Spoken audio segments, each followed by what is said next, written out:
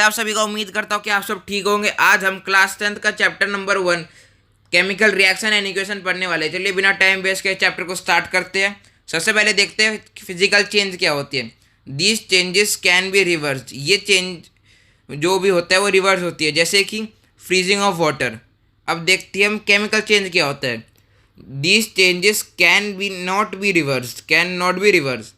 जैसे कि जो भी चेंजेस है वो वापस में रिवर्स नहीं हो सकती, जैसे कि digestion of food, rusting of iron, जिस डाइजेशन ऑफ फूड, ये सारे एग्जाम्पल है। अब देखते हैं हम केमिकल रिएक्शन क्या होती है। A process that when two और more substance interact to form a new product. जब दो से ज़्यादा सब्सटेंस आपस में रिएक्ट करके एक नया प्रोडक्ट बनाते हैं तो उसे हम केमिकल रिएक्शन कहते हैं। जैसे कोई ए और बी है, वो आपस में रिएक्ट करके एक नया प्रोडक्ट सी बनाते हैं तो उसे हम केमिकल रिएक्शन कहेंगे। चलिए आगे देखते हैं कौन से चेंजेस अकर होते हैं जब केमिकल रिएक्शन हो रही होती है। अ चेंज इन स्टेट, जैसे कि सॉलिड से लिक्विड, लिक्विड से गैस, इन सब में ये हो सकता है। Change in colour, gas produce करता है। चेंज इन टेम्परेचर और प्रेसिपिटेट फॉर्म करता है। चलिए अब आगे देखते हैं केमिकल इक्वेशन क्या होती है। It is the symbolic representation of a chemical reaction in form of symbol and chemical formulas. जब भी हम केमिकल रिएक्शन को उसके सिंबल से डिनोट करके लिखते हैं तो उसे हम केमिकल इक्वेशन कहते हैं। जैसे कि Mg+O2, मैग्नीशियम को हम Mg से डिनोट करते हैं और ऑक्सीजन को हम O2 से। क्या बनता है मैग्नीशियम ऑक्साइड, तो MgO से हम उसे डिनोट करते हैं। चलिए उससे अब आगे बढ़ने से पहले एक चीज़ देख लेते हैं कि जो भी हमारा लेफ्ट हैंड साइड होता है उसको हम रिएक्टेंट कहते हैं और जो राइट हैंड साइड होता है उसको हम प्रोडक्ट कहते हैं।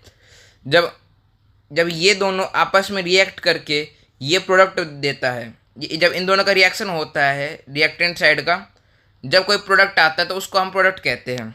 चलिए अब देखते हैं बैलेंस केमिकल इक्वेशन क्या होती है। अब balance chemical equation occur when the number of the atom involved in the reactant side is equal to the number of atom in the product side.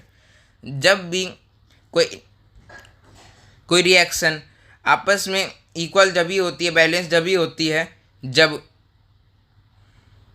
ये एक रिएक्टेंट साइड है, reactant side और product side के atom equal हो। जैसे कि इधर carbon का 1 है, इधर भी 1 है, इधर ऑक्सीजन का 2 है, इधर भी ऑक्सीजन 2, तो एक बैलेंस केमिकल इक्वेशन है ये। अब देखते हैं बैलेंस केमिकल इक्वेशन करते कैसे हैं। H2, नए पेज में करता हूँ एक बार। H2 + O2 is equal to H2O। अब ये देखिए हाइड्रोजन के इधर 2 है, इधर भी हाइड्रोजन के 2 है, इधर ऑक्सीजन के 2 है, लेकिन इधर ऑक्सीजन का 1 है, तो इधर हम 2 से मल्टीप्लाई कर देंगे। रेज कर देते एक बार, तो इधर हम 2 से मल्टीप्लाई कर देंगे तो हाइड्रोजन के 4 हो जाएंगे और ऑक्सीजन के भी 2 हो जाएंगे। लेकिन इधर ऑक्सीजन तो इक्वल हो गया, लेकिन हाइड्रोजन इक्वल नहीं हुआ। अब तो हाइड्रोजन के इधर 2, इधर भी 2 से मल्टीप्लाई कर देंगे, तो अब बोथ साइड इक्वल एटम्स हैं। चलिए आगे देखते हैं। अब types of chemical equation reaction देखते हैं। सबसे पहला कॉम्बिनेशन रिएक्शन होता है। इन this reaction single product is formed from 2 और मोर रिएक्टेंट। इसमें एक सिंगल प्रोडक्ट फॉर्म होता है जब 2 या 2 से ज़्यादा आपस में रिएक्ट करते हैं। जैसे कि C+O2, ये आपस में रिएक्ट करके CO2 बनाता है, कार्बन डाइऑक्साइड, तो ये कॉम्बिनेशन रिएक्शन है। चलिए अब देखते हैं डीकम्पोजिशन रिएक्शन क्या होते हैं।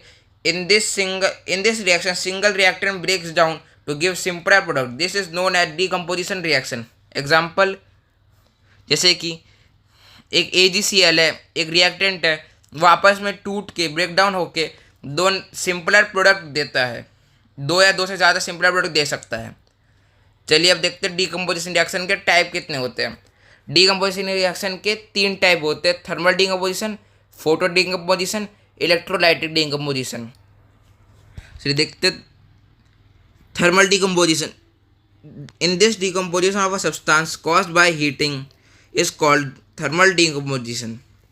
जब भी कोई डीकम्पोजिशन हीटिंग के वजह से हो तो उसे हम थर्मल डीकम्पोजिशन कहते हैं। जैसे कि CaCO3 को हम हीट देते हैं तो वो CaO और CO2 में कन्वर्ट हो जाता है।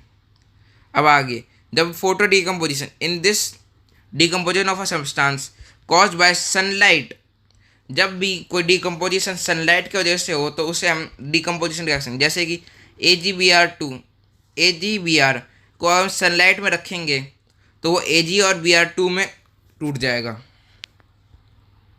अब देखते हैं electrolytic decomposition in this decomposition of a substance is caused by electricity is called electrolytic decomposition. जैसे कि देखिए ये H2O है, अब इसको हम इलेक्ट्रिसिटी देते हैं तो ये H2 और O2 में टूट जाता है। चलिए अब आगे देखते हैं रिएक्टिविटी सीरीज। रिएक्टिविटी सीरीज में क्या क्या आता है?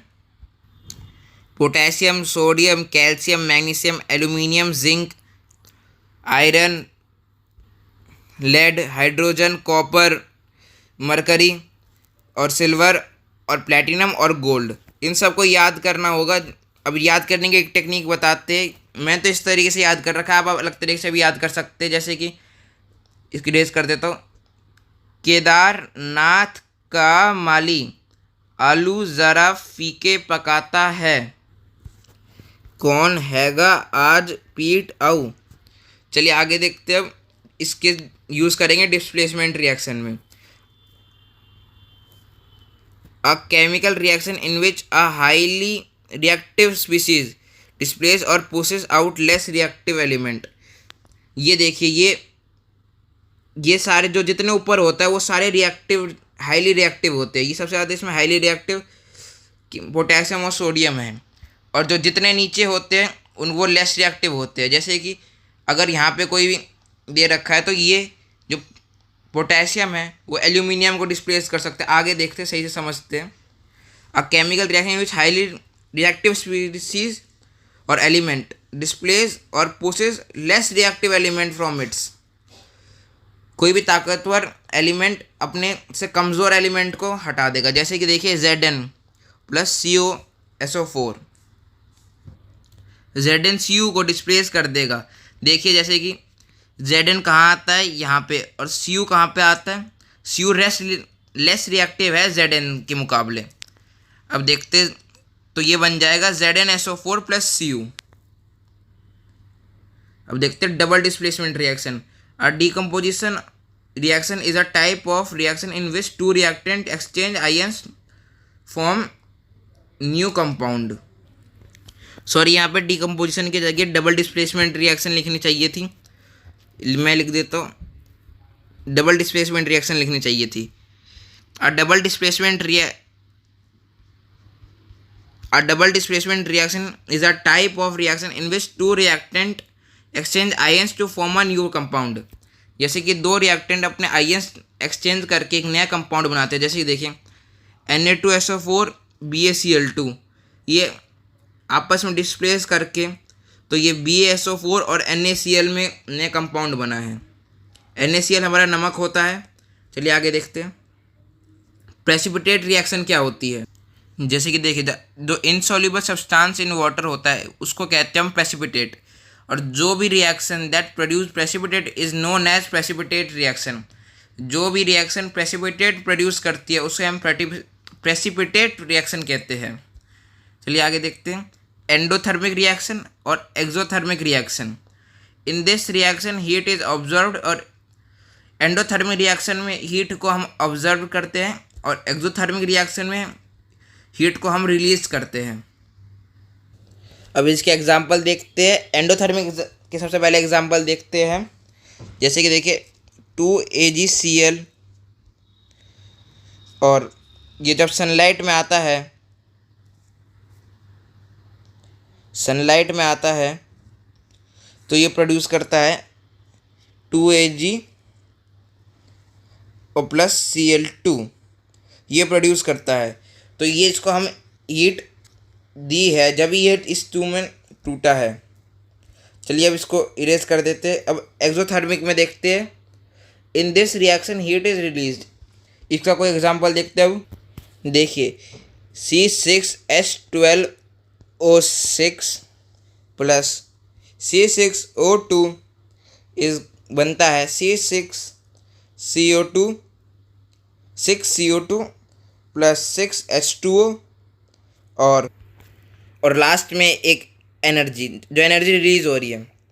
चलिए दोनों के एग्जांपल देख लिया, अब आगे बढ़ते हैं। ऑक्सीडेशन रिएक्शन और रिडक्शन रिएक्शन। ऑक्सीडेशन रिएक्शन में एडिशन ऑफ ऑक्सीजन या रिमूवल ऑफ हाइड्रोजन। इसमें क्या एडिशन ऑफ ऑक्सीजन हो सकती है या हाइड्रोजन का रिमूवल हो सकता है। अब देखते हैं रिडक्शन रिएक्शन क्या होती है। एडिशन ऑफ हाइड्रोजन और रिमूवल ऑफ ऑक्सीजन। चलिए एग्जांपल देके समझाता हूँ। पहले ऑक्सीडेशन रिएक्शन के एग्जांपल देखते हैं। इरेज कर देता हूँ, बट वो बदल देता हूँ, ब्लैक कर देता हूँ। जैसे कि Mg प्लस O2 बनाता है MgO। तो इसमें एडिशन ऑफ ऑक्सीजन हो रही है, तो ये एक ऑक्सीडेशन रिएक्शन है। अब देखते हैं हम रिडक्शन रिएक्शन का एक एग्जांपल। जैसे कि देखिए Mg plus H2 is equal to MgH2। इसमें एडिशन ऑफ हाइड्रोजन हो रही है, तो ये एक रिडक्शन रिएक्शन है। चलिए आगे बढ़ते हैं। रिडॉक्स रिएक्शन क्या होती है? Those reaction which both reduction and oxidation takes place simultaneously is called reduction reaction. जब भी रिडक्शन और ऑक्सीडेशन दोनों साथ में हो रही होती है तो उसे हम रिडॉक्स रिएक्शन कहते हैं। जैसे कि देखिए इसका एग्जांपल, CO क्या बनता है Cu, तो इसमें रिमूवल ऑफ ऑक्सीजन हो रही है Cu, तो ये रिडक्शन भी हो रही है। और यहाँ पे H2, यहाँ पे H2O को ऑक्सीजन मिल रहा है, तो एडिशन ऑफ ऑक्सीजन भी हो रही है, तो ये एक रिडॉक्स रिएक्शन होती है। अब देखते हैं करोजन। करोजन क्या होता है? When a metal attacked by substance around it such as moisture, acid etcetera, it is said to corrode and this process is called corrosion. जब भी मेटल को अटैक्ड होता है मॉइस्चर से, एसिड से या और भी चीज़ों से, जब उसे हम कहते हैं करोज, जब वो करोड हो जाती है। जैसे कि करोडोजन का मतलब है जंग खाना। जब कहते ही नहीं आयरन जंग खा गया ये हो, तो उसे हम जंग खाना कहते हैं, जंग। द ब्लैक कोटिंग ऑन, इसका एग्जांपल देखते हैं, black coating on silver and green coating on. इसमें ब्लैक कोटिंग, सिल्वर में ब्लैक कोटिंग हो जाती है, और जब भी कॉपर होते हैं उसमें ग्रीन कोटिंग हो जाती है। Or other rusting of iron. चलिए अब देखते हैं रेंसिडिटी। सब लोग लेज वगैरह तो खाते होंगे, उसमें होती है fats. When fats and oils, Lay's वगैरह में फैट्स एंड ऑयल्स होती है, they become rancid and their smell and taste. जब भी हम लेज वगैरह को खुला पैकेट छोड़ देते हैं तो उसमें एक बदबू सी होने लग जाती है और उसका स्वाद नहीं आता, तो उसको रेंसिडिटी हो जाती है उसमें। फिर इसको बचाने के लिए हम कर सकते हैं, how to prevent from rancidity, by adding antioxidant to the food, keeping air tight container, उसको एयर टाइट कंटेनर में, और एडिंग नाइट्रोजन गैस। जो लेज वगैरह पैकेट में जो हवा भरी रहती है आधी, तो वो नाइट्रोजन गैस होती है। चलिए अब आगे देख, मैं एक चीज़ भूल गया था बताना आपको, करोजन को हम कैसे बचा सकते हैं। करोजन को हम एक तो पेंट करके बचा सकते हैं, आयरन पे पेंट कर सकते हैं, गैल्वेनाइजेशन कर सकते हैं, या इलेक्ट्रोप्लेट कर सकते हैं, इलेक्ट्रोप्लेटिंग। ये सारी चीज़ हम करोजन को बचाने से कर सकते हैं। चलिए अगर अच्छा लगा हो चैप्टर तो उसको, चैनल को सब्सक्राइब कर देना। अगली बार मिलते हैं।